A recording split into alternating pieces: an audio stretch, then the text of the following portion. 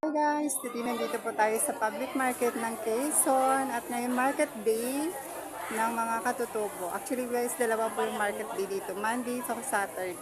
At saka dito sa Quezon ay mura ang kanilang paninda. Ngayon nandito po tayo sa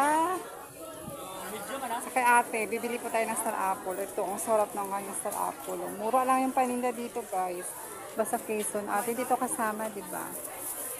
Magkano nga to ate? O, diba? 25 lang. Laki ko yan. O, diba? Diba? Ang sarap. Tingnan mo ang sarap na yun, guys. O. Matami siya dito. Ate, sino po pangalan mo? Alam ko, Mr. Apple po. Katutubo ka, ate, diba? Sa ate ang yun. O. Katutubo ka, ate. Ate, may Facebook ka ba? Kala ko meron, i-follow mo nga ako. Ate, hindi yung kasama yung isa, di ba may free test pa yan dito guys pag bumili ka. Di ba free test to? Ayan. Ate, dalawa. Kasi paborito ko po yan. Opo.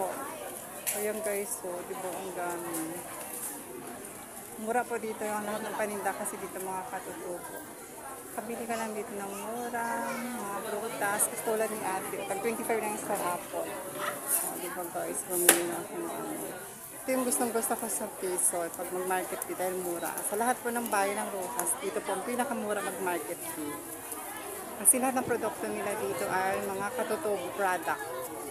Ayan. Kaya punta na kayo dito, yung mga taga-Quezon or yung lapit tayo. Sarap pa talaga dito. Thank you guys. Ayun, bumili na ako. Binabalot na ni ate. Pwede ko nga alam kung ilang kilo na yun. Sige, dyan na muna kayo.